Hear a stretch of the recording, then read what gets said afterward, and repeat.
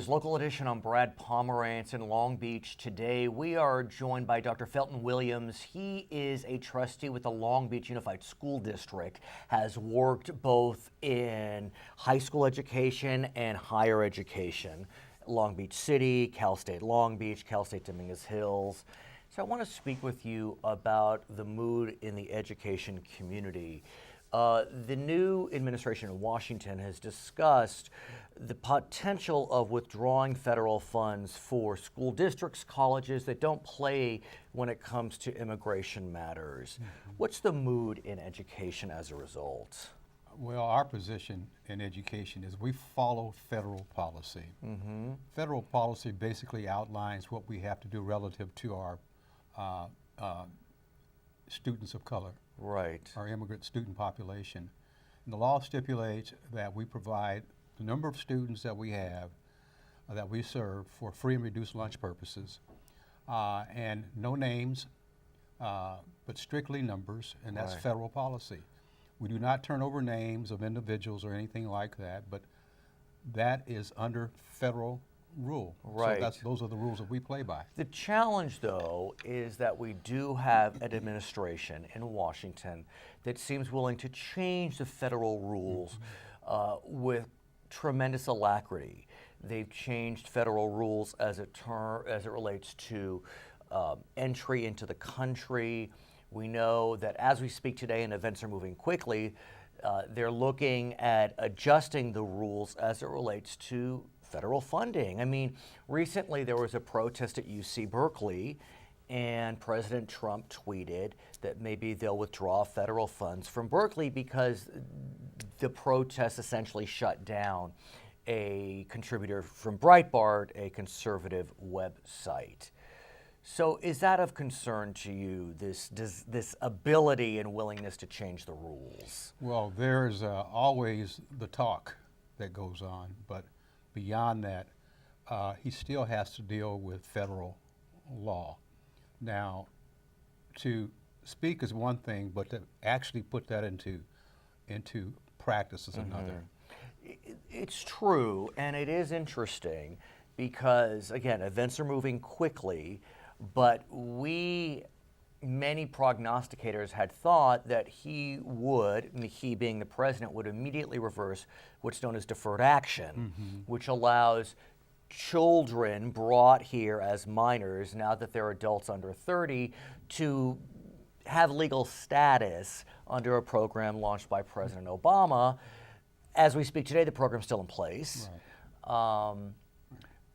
But that being said, it's still, these times are nerve-wracking for many. I mean, I read an article in the LA Times in the wake of the Trump victory. And again, without taking a position, it was heartbreaking to hear this fifth grader in LAUSD. She's of Latino descent, and she said, people don't really like us. And that's how the election was interpreted by these young students, that somehow it was an anti-Latino vote because of statements made by the president with regard to Mexicans, et cetera. Are you hearing the same in LBUSD? We are indeed, and the steps that we've taken, Brad, is to let parents know that we value all of our students, and we will do everything possible to make sure we protect our kids. And that's the premise that we're moving on. On their side, the Trump side, there's a lot of rhetoric about what he plans to do and what he wants to do. But we need to just wait and see what actually comes out of all that rhetoric. I want to get a sense from you. I know that you're a kind of a student of history. As you may remember, in the 1960s, President Lyndon Johnson was very firm in his belief that Southern school districts needed to desegregate. And the carrot or stick, however you see it, that he used was, unless you desegregate, we're going to withdraw federal funds. So there are folks on the Trump side that are saying, what's good for the goose is good for the gander. If President Johnson could do that, why can't we do that for immigration purposes? Does that precedent make you nervous? Well, again, if you look at that particular comment in history, it was merely a comment. And we're hearing the same thing right now. Some school districts in the South did interpret that as having meaningful impact on their bottom line, and some just disregarded it. Right. So again, we're looking at a similar situation now. At this point, it's merely rhetoric. He would have an uphill battle, basically withholding federal funds under Title I or Title II, because those funds are designated by law for a specific purpose. And so to go against that means that he's opening up a legal challenge against the federal government.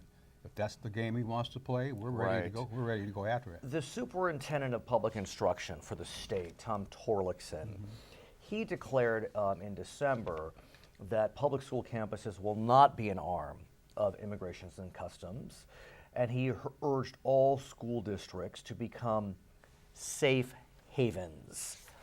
It's hard to know what that means. Right. Safe havens, sanctuary campuses.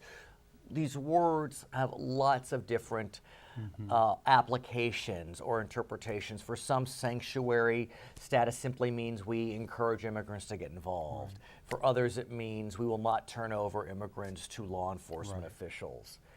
Has LBUSD taken a formal position calling itself a sanctuary district or a safe haven? Or No, we have not. But what we have done is this. We've sent notices to all of our parents in the district basically saying we will make sure we protect our kids.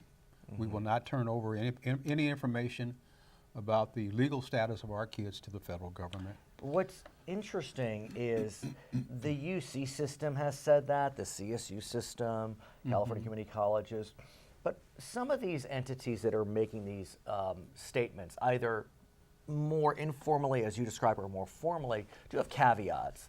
And those caveats are without a court order. Okay. So the question becomes, how far do you push? How far do you fight? I know this is a hypothetical, but we can even broaden it out. I mean, is this something worth fighting the federal government on? That remains to be seen, Brad. That remains to be understood. There's a lot at stake, and you know, until we really see how serious the other side is, that's But could one argue, and I'm just playing it out, look, these students are not American citizens. They were not brought here legally.